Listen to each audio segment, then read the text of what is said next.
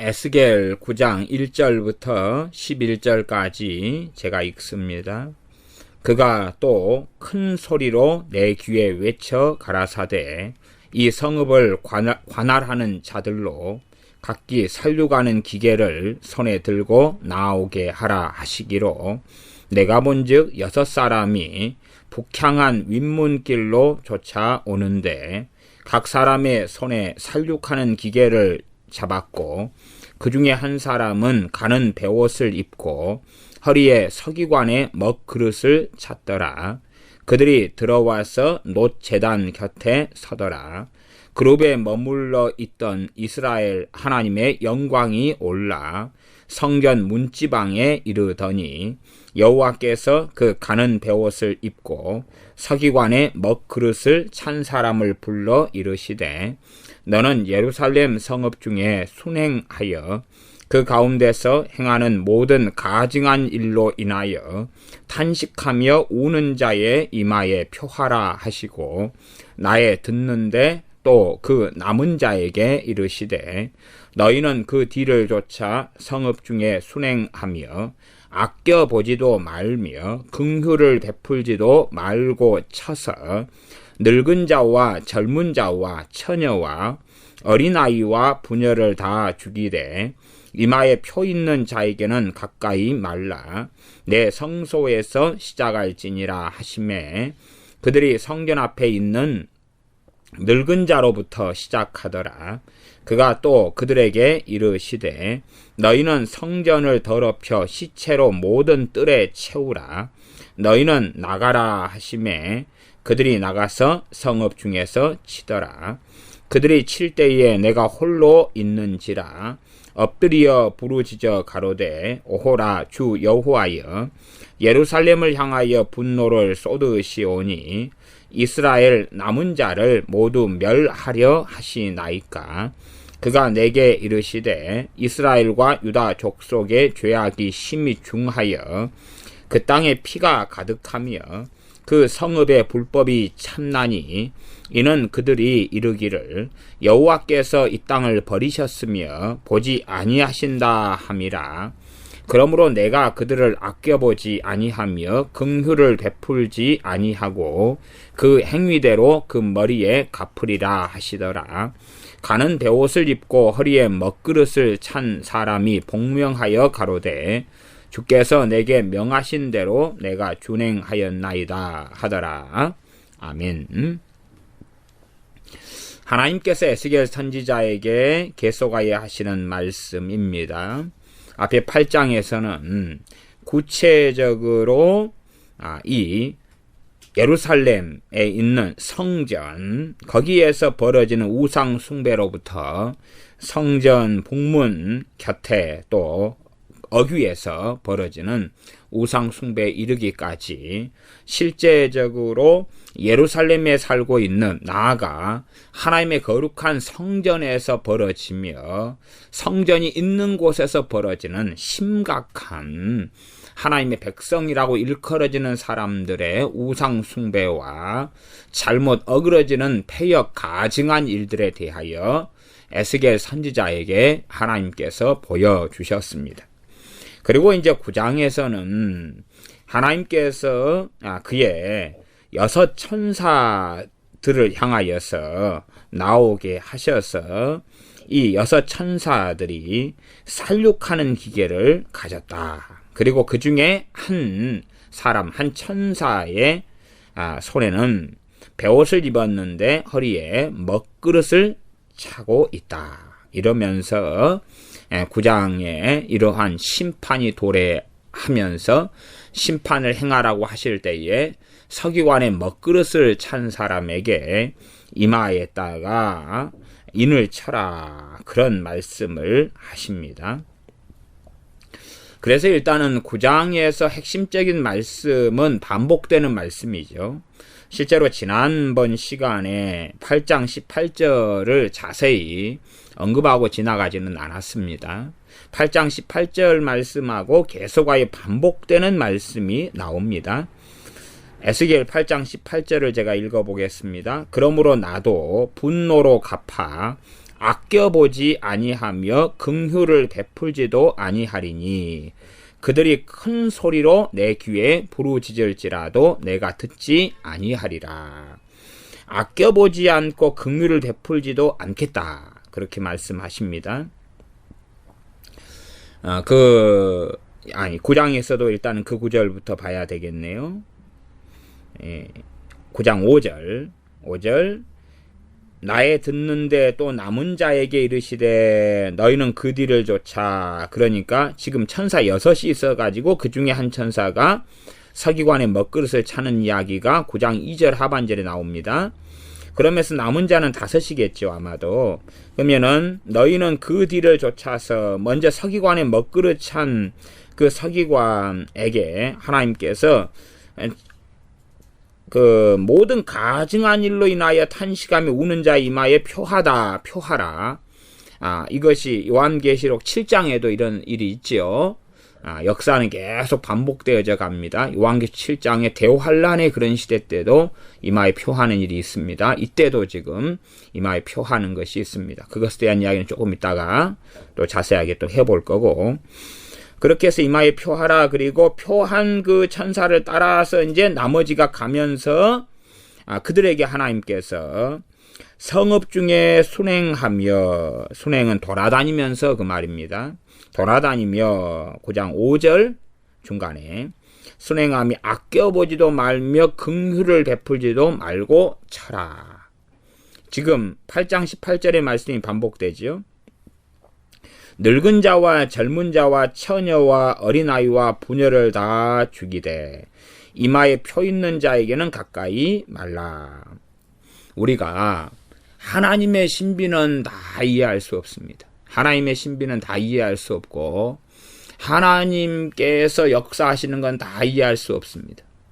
그런데 이 하나님의 사명을 받은 천사는 그래도 우리보다는 더 깊이 있게 알았을 거라고 생각합니다. 예를 들어 휴거나 휴거론을 통해서 보면 어떤 장면이 있냐 그러면, 휴거 때는 어린아이들이 전부 다 들림받는 그런 이야기로 말을 합니다. 그러나 이 에스겔 9장으로 한다면 휴거론을 지지하거나 믿는다는 입장에서 에스겔 9장으로 본다면은 어린아이들이 다 들림받는 것은 절대 아니다.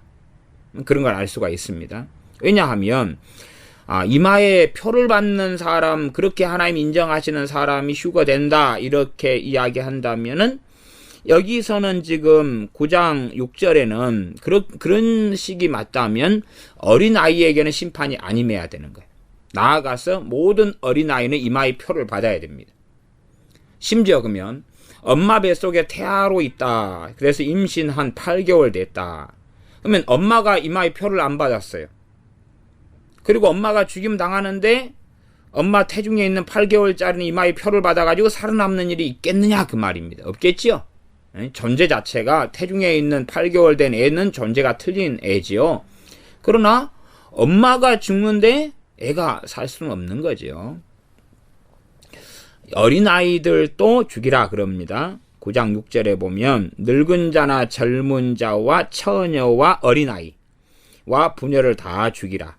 대신에 어린아이 중에서도 표받은 자가 있을 거고, 그죠? 노인이나 처녀나 장년 중에서 표받은 자가 있을 겁니다. 이런 자들에게는 가까이 하지 말아라. 이를 살육하지 말아라. 그렇게 말씀하시는 겁니다. 그러함에 어린아이라 그래서 몇 살 이하로는 다 구원받는다. 이런 식의 환상이나 이런 식의 것은 실상은 성경적으로 맞지 않다.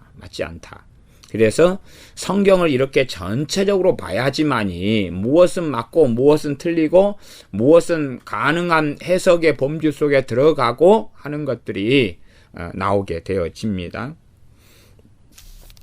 그래서 성경에서부터 일단은 시작해라. 그리고 이제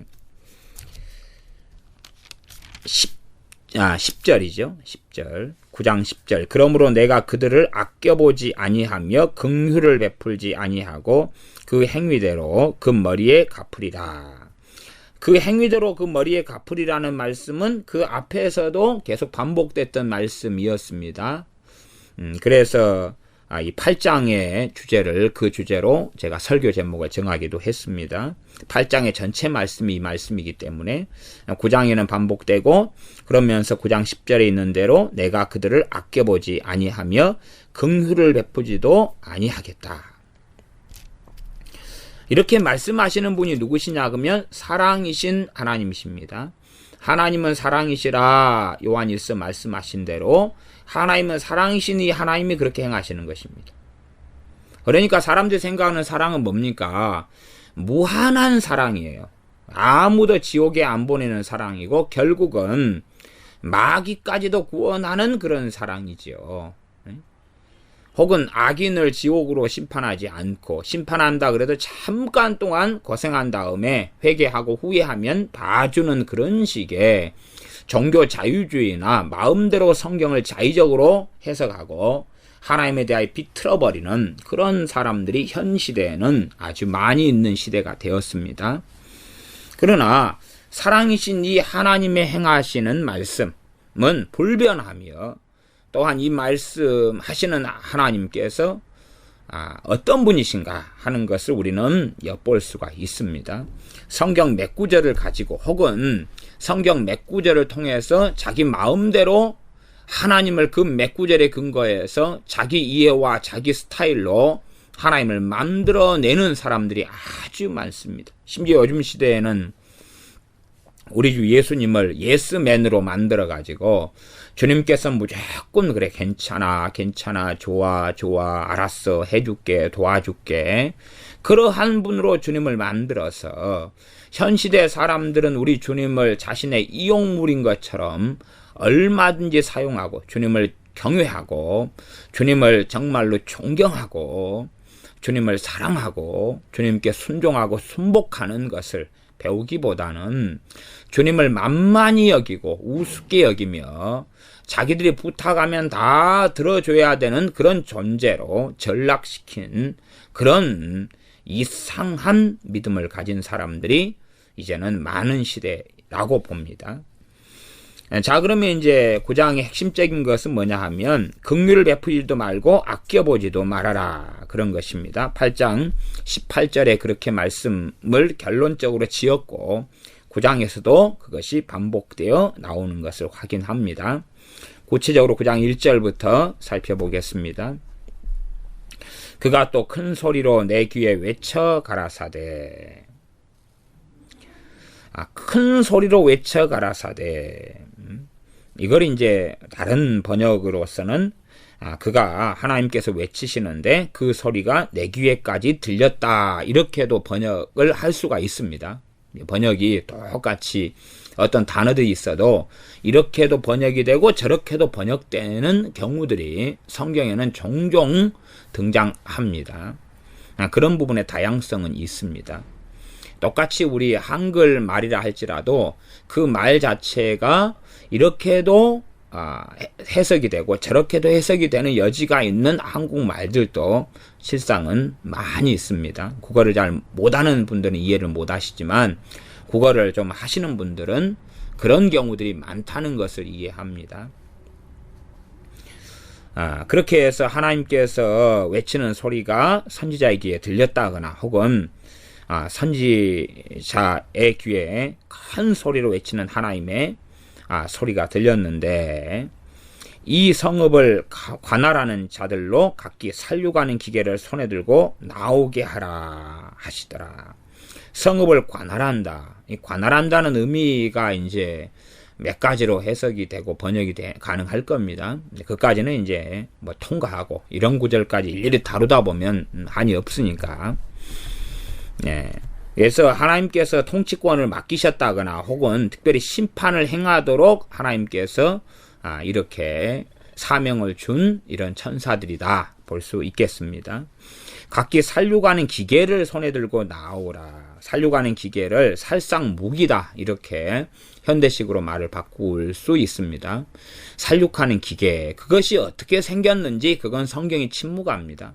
그냥 뭐 칼의 형태로 됐는지 아니면은 뭐 광선검의 형태로 됐는지 뭐 어떻게 됐는지는 알 수 없으나 당연하게 현대 문명에서 있는 어떠한 그러한 살상 무기보다 더 우월하고 월등하다는 것은 우리가 생각할 수가 있습니다. 2절, 내가 본즉 6사람이 북향한 윗문 길로 쫓아오는데, 지금 성전 있는 데로 나오고 있다 그 말입니다. 각 사람의 손에 살육하는 기계를 잡고 살상 무기를 잡았고, 그 중에 한 사람은 가는배 옷을 입고 허리에 서기관에 먹그릇을 찼더라. 지금 6명 가운데 1명이 그렇다는 이야기입니다. 서기관의 먹그릇은 요즘으로 한다면 필기구가 되겠습니다. 그들이 들어와서 놋제단 곁에 서더라. 놋제단은 성전에 있는 제단이지요. 3절, 그룹에 머물러 있던 이스라엘 하나님의 영광이 떠올라서 성전 문지방에 이르더니, 지금 에스겔 선지자가 환상 가운데, 환상이지만 완전히 실제적으로 경험하는 환상입니다.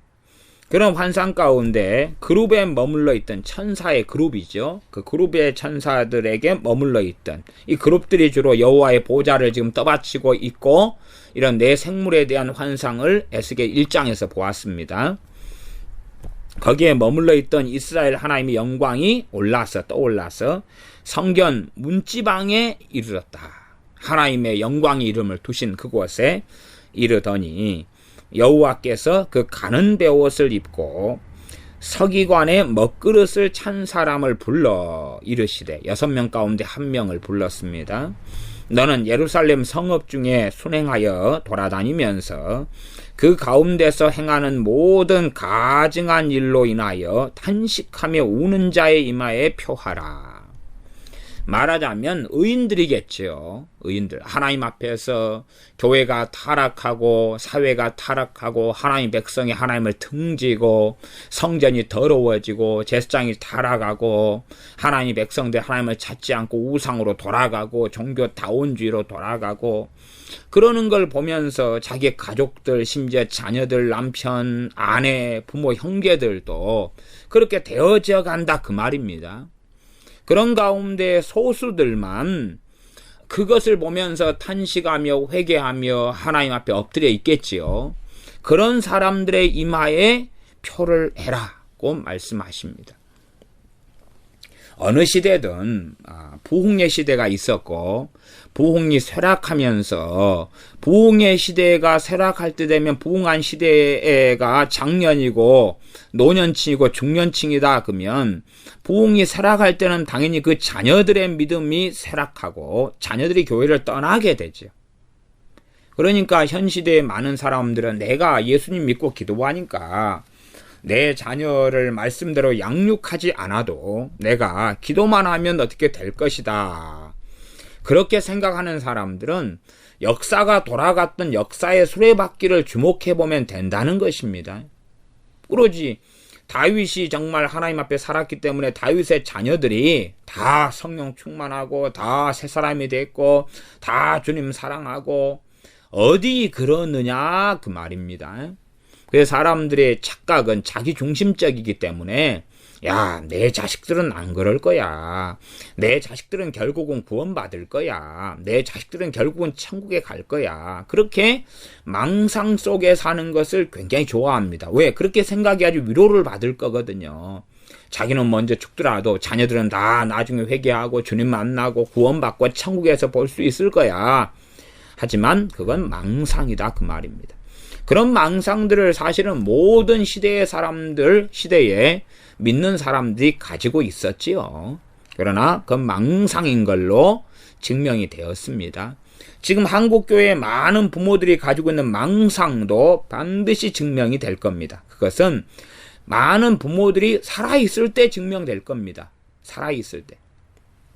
말하자면 로마 가톨릭 같은 경우는 완전히 타락해 버린 방향으로 흘러가서 온갖 이교적이고 잡신적이고 미신적이고 우상숭배, 샤머니즘, 성인숭배, 성인은 죽은 사람이죠. 마리아 숭배, 그리고 성상숭배, 유물숭배, 그것으로 가득히 지금까지 차 있습니다.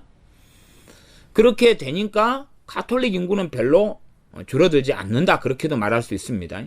쟤네는 다 카톨릭이 되었다가 그 가운데 종교 개혁자들이 일어나고 말씀으로 돌아오는 사람들이 생기고 그렇게 하면서 수가 줄어든 것처럼 보여도 역사 이래로 절대 다수를 차지하고 있는 정말로 많은 사람들이 카톨릭 사람들이고, 어느 나라 같은 경우들은 아주 전체가 다 카톨릭 신앙으로 무장해 왔지 않습니까?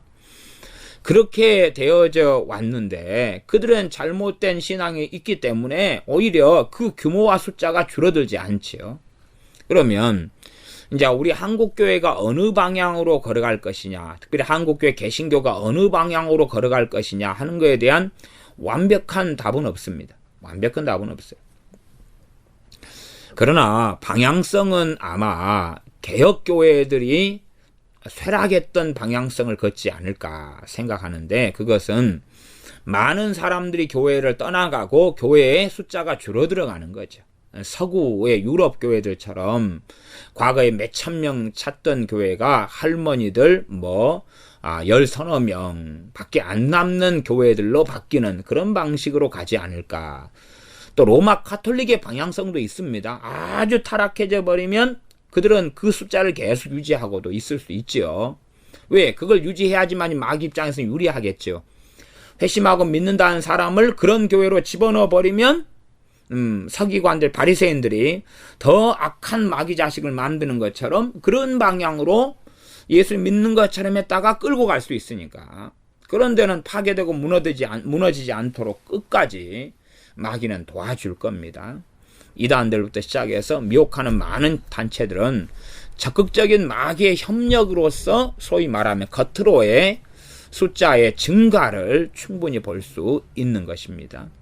그러나 일반적으로는 이 개신교회들 경우는 시대가, 우리의 세대가 지나가기 전에라도 숫자가 현저히 줄어져 가는 것을 보게 될 것입니다. 이게 지금만 해도 과거에 한 1200만 되었다 이런 사람들이 지금 수치상으로는 1000만 가까이 나오지만 한 800만 정도로 잡고 있습니다.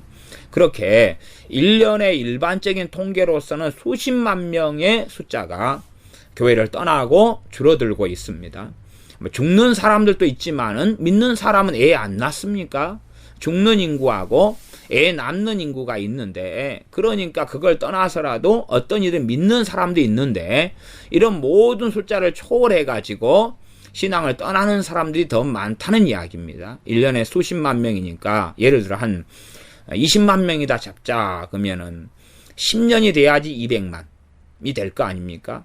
그러면은 곱하기 10년에 200만이니까 1000만이 그렇게 되려면은 50년이 돼야지 다 없어지겠죠. 그까지는 안 간다 그래도 어쨌든 20만 명이 1년에 교회를 떠나면 10년 돼야지 200만 떠나니까 10년 정도 지나야지 지금 800만이다 그러면은 600만이 되거나, 지금 1000만이다 그러면은 800만이 되거나, 그러니까 겉으로 볼 때는 10년이 지나도 많은 차이를 체감하지는 못할 수도 있다는 것입니다. 그렇게 이제 시대적으로 교회의 숫자는 줄어들어 왔습니다. 자, 그러면 이제 모든 가증한 일로 인하여서 탄식하며 우는 자의 이마에 표하라. 그리고 천사는 그런 것을 알고 서기관의 먹그릇을 찬 천사는 두루 다니면서, 이스라엘에 다니면서 이런 사람들의 이마에 표를 했습니다.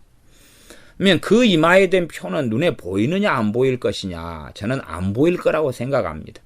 이마에 표가 됐는데 천사가 하는 이러한, 천사는 영이지요. 그 다음에 영에서 오는 존재가 지금 서기관의 먹것을 차고 있습니다. 근데 그런 거 신비적인 것은 우리가 이해할 수 없습니다. 서기관의 먹그릇을 찾지만은 우리 사람 육체에 속한, 물질에 속한 이런 먹그릇은 아닐 거라 그 말이에요. 그러니까, 그러나 실제로 있는 거죠. 천사도 실존하고 형태를 가지고 있고, 그리고 먹그릇도 형체를 가지고 있고 실존하는 건데 물질계에 속하지는 않았다는 거예요. 그것이 신비죠. 그까지는 이제 우리가 지금 현재의 육신에 갇혀 있을 때는 제대로 이해할 수 없다고 하는 것을 인정해야 됩니다. 이런 비슷한 사건이 계시록 7장에가 있는데, 일단 계시록 7장을 함께 보아볼까요?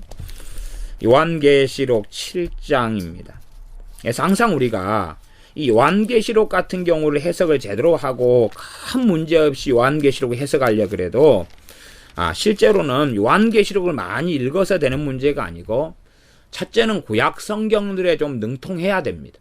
구약 성경들의 베이스 근거를 가지고 요한계시록을 하나님이 기록하게 하시는 거지, 구약에 있는 이러한 선지자들의 선지서들하고 동떨어지게 요한계시록이 나오는 게 아닙니다.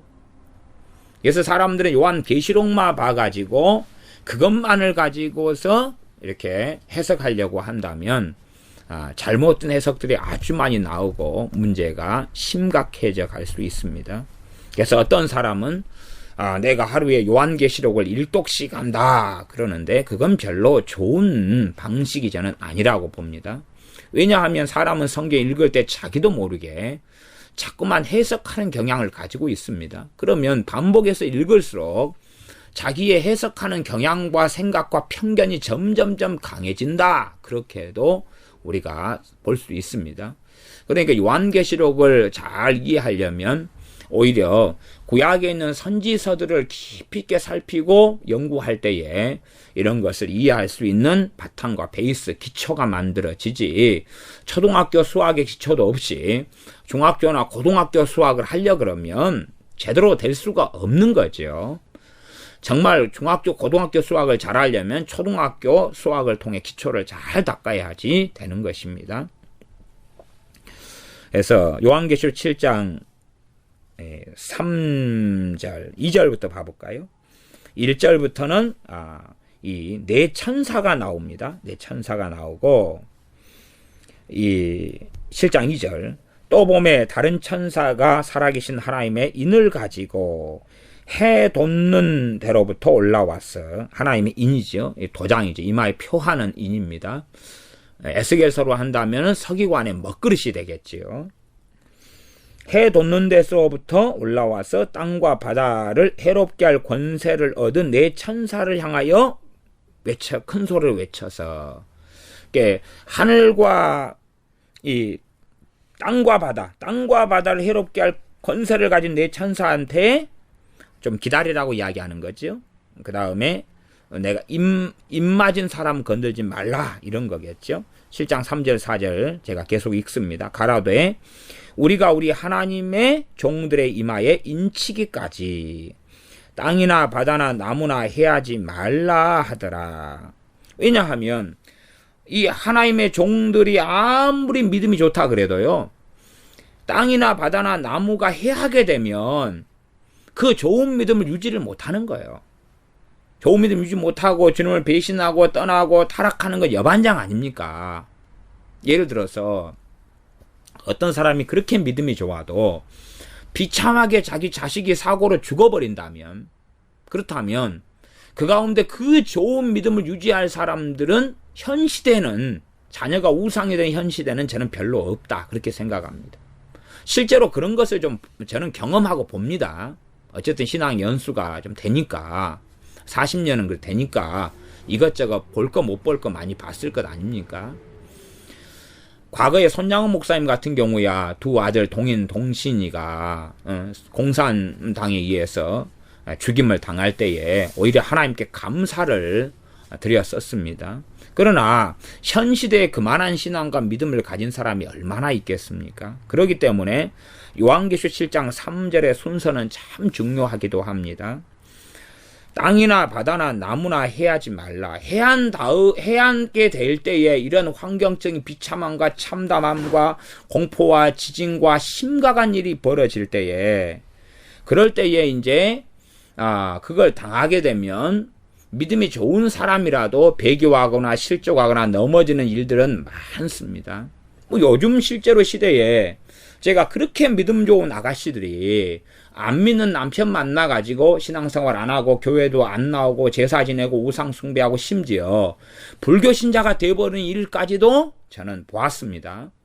그것도 그런 일도 사실은 많이 있었어요. 많이 있었어요. 이게 믿음이 좋다는 이 아가씨들이 안 믿는 남자를 만나가지고 믿음도 잃어버리고 주님도 떠나버리는 경우들이 반절 이쪽 저쪽이 된다, 그렇게 말씀드리는 겁니다. 그냥 제가 경험한 이 통계로 그러는 겁니다. 전체 통계야 모르죠. 제가 안 찾아봐서. 그렇게 뭐 어디 통계로 매겨지지도 않았을 겁니다.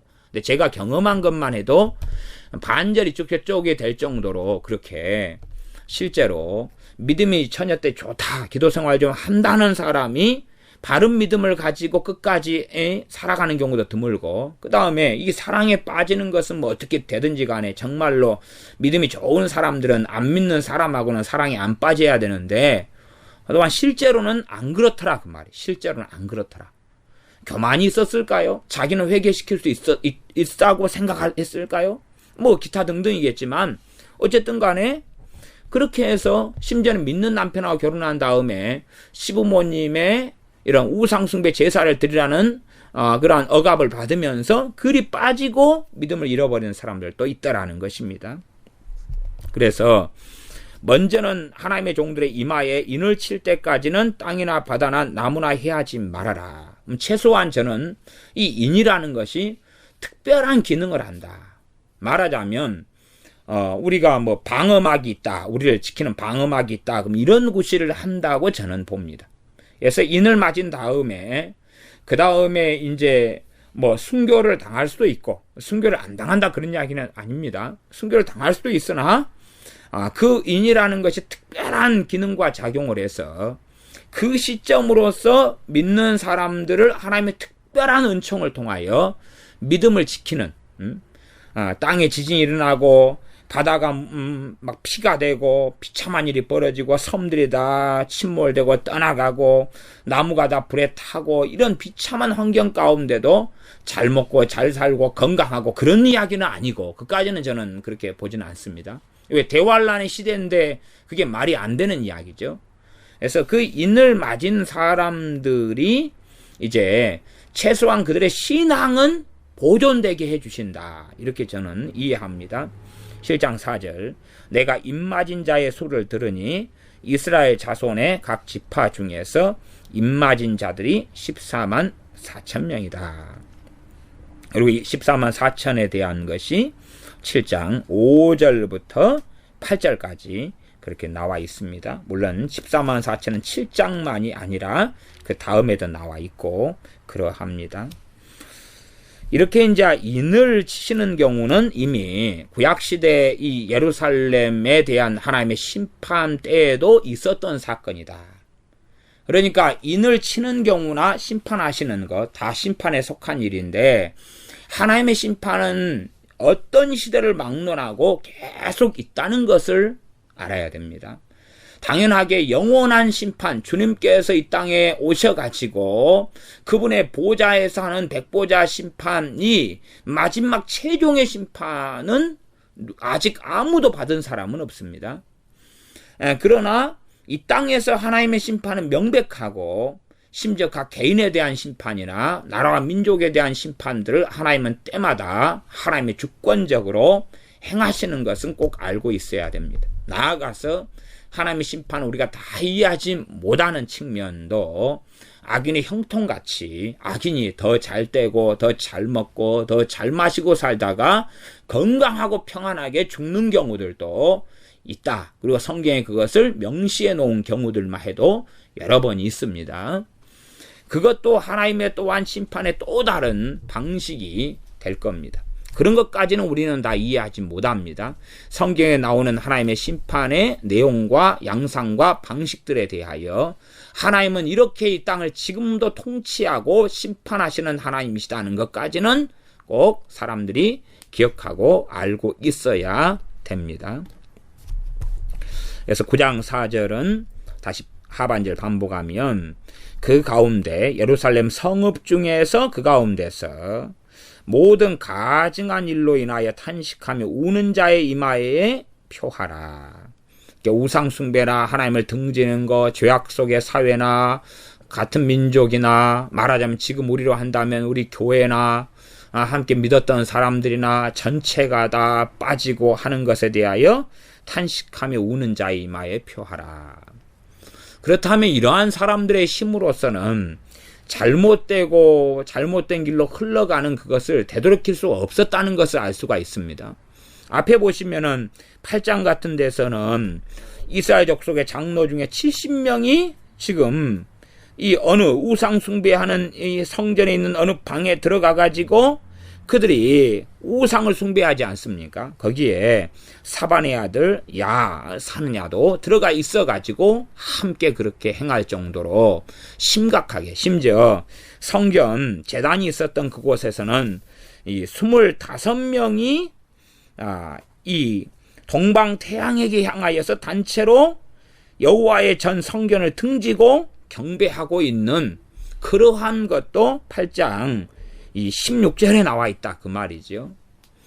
그러함에 어떻게 이러한 신앙의 믿음의 지도자들, 말하자면 지금으로 한다면 목회자들이나 장로님들이나 전반적으로 이런 사람들이 다 잘못된 길로 걸어가고 하는데 깨어있는 소수의 사람들이 이것을 터닝하고 돌릴 수 없었다는 이야기입니다.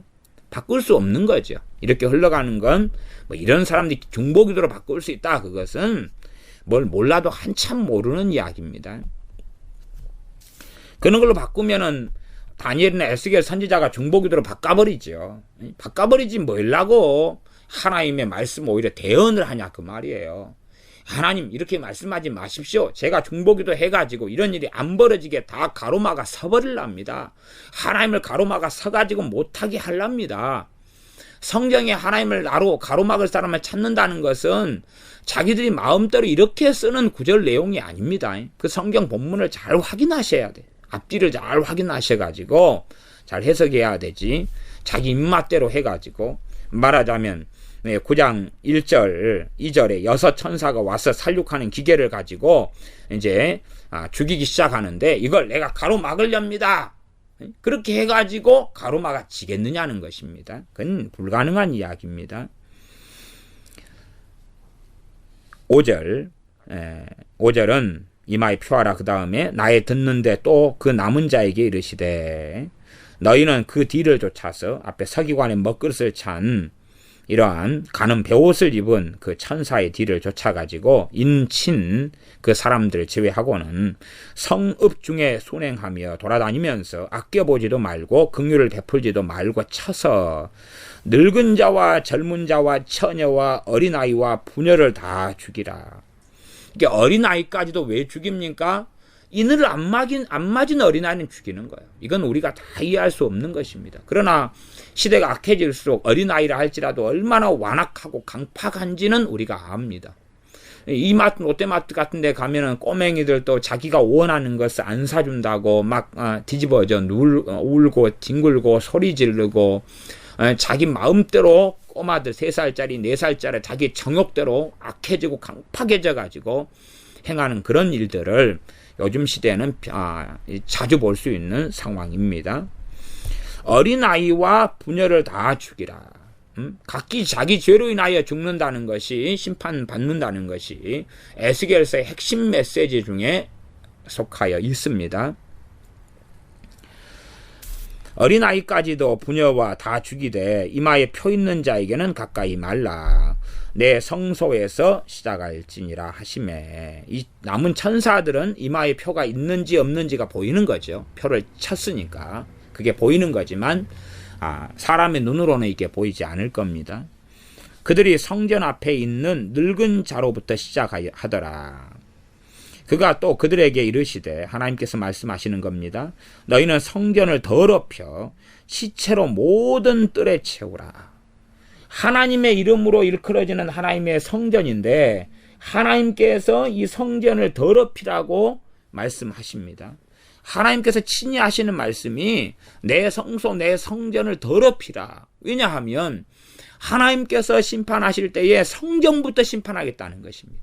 하나님의 영광을 두신 성전 성소를 그들이 더럽혔으니까 거기서부터 심판하고 거기서부터 무너뜨리겠다 하시는 것입니다. 그러면 우리가 이 시대에서는 먼저 하나님이 심판하시는 곳들은 교회겠구나.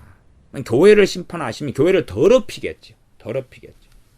그러면 교회에 저는 이 교회에 분란과 분쟁이 일어나고 이런 것도 하나님의 심판의 한 방편으로 저는 이해합니다. 물론 분쟁과 분란이 일어나면 최소한 우리는 화합하고 성령이 하나 되게 하신 걸 지키려고 해야 되고, 회개해야 되고, 엎드려야 되고, 분란을 해결해야 되고, 당연히 그런 부르심이 있고 그런 측면이 있습니다. 그러나 그럼에도 불구하고 또 다른 측면은 거기에가 하나님의 심판이 함께 하고 있다는 것입니다. 왜요? 하나님께서 그 교회에 예배를 받지 않고 기뻐하시지 않기 때문에 그 교회부터 하나님께서 더럽혀 버리신다는 것입니다. 더럽혀 버려서 세상의 협동조합이나 모임이나 개모임보다 더 더러운 곳으로 만들어 버리시고 하나님의 영광이 이가봇 떠났다 하는 것을 보여주신다. 저는 그렇게 봅니다. 그렇게 해서 하나님의 심판하실 때에 이 에스겔 9장을 보면 하나님의 성전, 하나님의 성소부터 더럽혀 버리면서 더럽히는 것이 이런 시체로 채우는 것, 이게 가장 더럽히는 것 중에 속합니다. 그렇게 성전을 시체로 채워서 더럽혀라. 7절 하반절, 너희는 나가라 하시매 그들이 나가서 성읍 중에서 치더라. 8절, 그들이 칠 때에 내가 홀로 있는지라 엎드려 부르짖어 가로되 오호라 주 여호와여 예루살렘을 향하여 분노를 쏟으시오니 이스라엘 남은 자를 모두 멸하려 하시나이까. 지금 에스겔 선지자는 앞에 죄악을 담당해라, 이스라엘에 대해서 390일, 유다에 대해서 40일 해서 40일은 40년이고 390일은 390년이다 이렇게 했습니다. 물론 이렇게 했다고 가정할지라도 그건 죄를 담당한 그런 것은 아니었다 그랬습니다. 죄를 담당한다는 뜻과 의미를 본문을 통해서 그렇게 함으로 이스라엘이나 유다가 죄가 이렇게 용서받거나 죄에 대한 대가나 징벌이 없어진다 이런 개념이 아니라 그러한 심판을 예표로 보여주는 죄를 담당한다는 의미였다라고 제가 본문을 가지고 설명했습니다. 마찬가지로 이스라엘에 대한 예루살렘에 대한 분노를 하나님은 지금 쏟지 않습니까? 왜? 에스겔이 죄를 담당한 것이 아니니까, 우리가 이해하는 담당한다는 개념이 아니니까 그렇다 그 말이에요.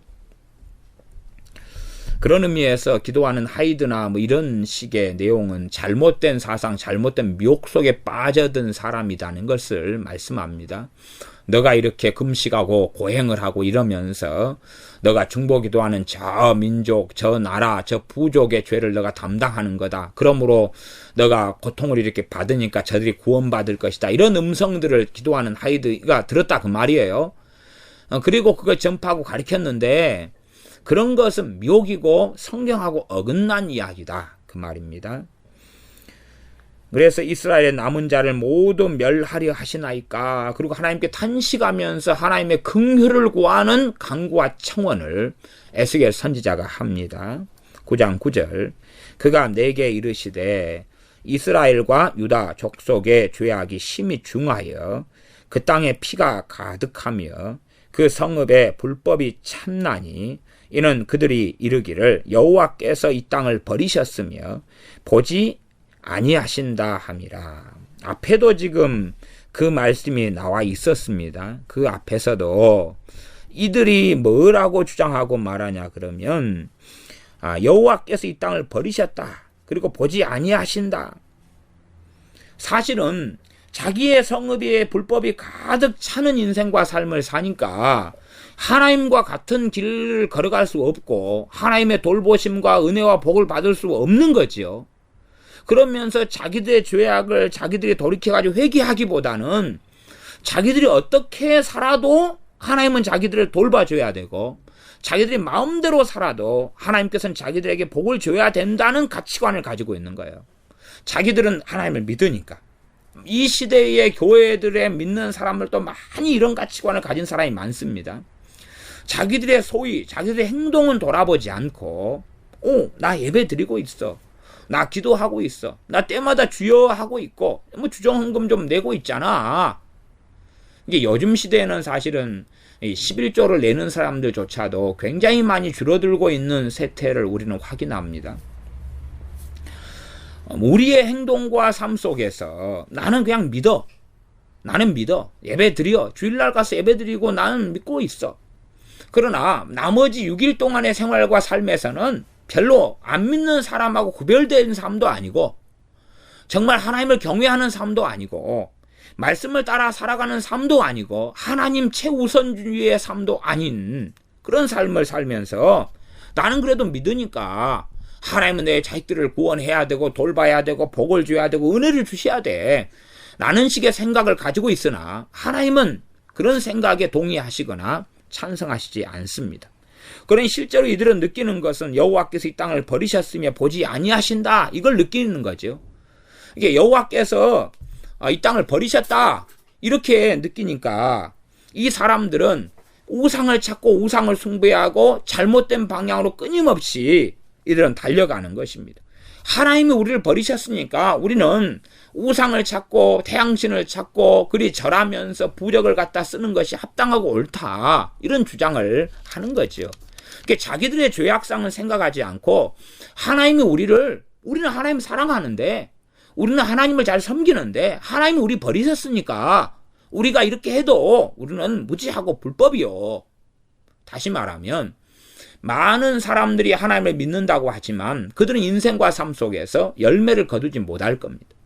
많은 사람이 하나님을 잘 믿는 사람은 반드시 생활과 삶 가운데 하나님이시는 복이 있고 은혜가 있고 돌보심이 있고 기도 응답이 있고 열매가 있습니다. 그러나 자칭 스스로 나는 하나님을 경외하고 믿는다라고 잘 믿는다라고 착각하지만 열매가 없는 삶, 은혜도 없고 세상 사람보다 더 살기도 힘들고 자살 충동에 시달리고 죽고 싶고 비참하고 허무하고 우울증에 시달리고 절망 속에 가득 있고 병들고 아프고 비참하고 이런 사람들은 왜 하나님이 나를 잊어버리고 버리셨나를 생각하기보다는 내가 과연 어떤 사람인가 하고 말씀을 통해 자신을 돌아보고 하나님 앞에 엎드려야 하는 것입니다. 자기가 생각하고 자기가 자기에 대해서 판단하고 보는 것이 옳지 않다는 것입니다. 하나님이 공의로우시지 어떻게 우리가 공의롭겠느냐는 겁니다. 그러니까 우리는 항상 우리의 것에 대해서는 좋은 식으로 가면을 쓰고 좋은 식으로 포장하고 좋은 식으로 왜곡하고 덮어버리는 경향이 있습니다. 그래서 자신의 부족함, 자신의 문제, 자신의 죄악, 자신의 악함, 자신의 완악함, 자신의 강팍함, 자신의 어리석음, 자신의 원망, 자신의 죄악들은 들여다보지 않고 모든 걸 덮어버리는 가운데서 나는 잘 믿어요 하면서 이제 하나님은 당연히 내게 은혜와 복을 주셔야 돼요. 응답해 주셔야 돼요. 하고 나아갑니다. 그러나 몇 년을 그렇게 하나님께 나아가서도 심지어 몇십 년을 나아가서 제대로 된 열매가 없다면 그러면 서 있는 자리가 유감스럽게 지금 예루살렘의 거민들이 서 있는 자리, 지금 이스라엘이 서 있는 자리에 내가 서 있지 않는가를 보셔야 된다 그 말이지요. 9장 10절입니다. 그러므로 내가 그들을 아껴보지 아니하며 긍휼을 베풀지 아니하고 그 행위대로 그 머리에 갚으리라. 긍휼을 베풀지 않겠다. 하나님은 요나 선지자가 그렇게 이야기하지 않습니까? 은혜가 크시사 인애가 크시고 은혜가 한량없고 이런 하나님에 대하여 고백했어도 성경은 또한 그렇게 시편은 끊임없이 노래합니다. 그러나 그런 하나님께서도 언제까지나 은혜 베푸시지는 않고 언제까지나 긍휼을 베푸시는 것도 아니고 언제까지나 참으시는 것도 아니라는 것도 반드시 기억하고 알아야 됩니다. 하나님을 자기만의 이상한 하나님으로 만들면 안 됩니다. 그러므로 9장의 하나님의 선언은 엎드려서 지금 에스겔 선지자가 앞에서 기도하지 않습니까? 앞에서 기도해요. 9장 8절에 기도하지 않습니까? 부르짖어 가로되 엎드려. 그리고 9장 8절에 에스겔 선지자가 엎드려 부르짖는다 그 말이. 거기에 대한 하나님의 답은 뭐냐 그러면 나는 그들 죄악을 봐라. 얼마나 그들이 타락했고 부패했는가. 그러니 나는 더 이상은 긍휼을 베푸지 않겠다. 아껴보지 않겠다. 그리고 그 행위대로 그 머리에 갚으리라. 왜? 지금이 이제 심판할 때라는 겁니다. 하나님이 지금 심판할 때가 찾고 지금 심판 때라는 것입니다. 그러니까 이건 변기하거나 바꿀 수 없는 거다. 심판을 그 전에 선지자들 통해서 말씀이 오셨을 때는 아직 현재 상태로 가면 심판이라는 메시지입니다. 일반적으로. 그러나 지금은 심판이 확정되고 선언돼 버린 것입니다. 세상 법정으로 이야기한다면 1심에서 패소하면 항소해서 2심에 가면 되고 2심에 패소하면 또 3심으로 가면 됩니다. 대법원까지 가면 돼요. 그러나 거기서 패소해버리면 이제 끝나는 것입니다. 끝나는 것이지 뭐 100번까지 다시금 패소했는데 또 다시 항소하고 1000번까지 항소하고 그런 게 아니라 최종적인 것 이상 넘어갈 수 없는 세상 법도 우리는 알고 있습니다. 하물며 하나님께서도 언제까지나 한정없이 미루시지는 않는다는 사실입니다. 이 세상에 대한 하나님의 대환란과 하나님의 영원한 심판도 언제까지나 미루지 않고 각 개인에 대한 하나님의 심판도 언제까지나 미루시지는 않는다는 이야기입니다. 그래서 하나님이 이제 판결을 내려버리셨는데 9장 10절에는 내가 그들을 아껴보지 않겠다. 긍휼을 베풀지 않겠다. 그 행위대로 그 머리에 갚겠다 말씀하십니다. 11절 가는 베옷을 입고 허리에 먹그릇을 찬 사람이 복명하여 가로되 주께서 내게 명하신 대로 내가 준행하였나이다 하더라. 먹그릇을 찬 사람이 이제 이마에 특별히 예루살렘을 다니면서 거민들에게 이마에 표하라 그랬으니 이걸 다 했다는 거죠. 그걸 했다면 이제 심판은 이제 도래했고 시작될 수밖에 없는 상황이 되겠습니다. 기도하겠습니다. 아버지 하나님, 하나님을 믿는 하나님의 자녀들이 자기의 입장에서만 생각하거나 하나님을 자기의 마음대로 왜곡하지 아니하고 말씀 가운데 우리가 섬기는 하나님이 어떤 분인가 하는 것을 바르게 알아가게 하여 주시옵소서. 그리하여 이제는 예루살렘에 대한 이스라엘에 대한 하나님의 심판이 내가 그들을 아껴보지 않겠다, 긍휼을 베풀지 않겠다, 그 행위대로 그 머리에 갚겠다 말씀하신 선고가 이루어지고 있는 것을 우리가 봅니다.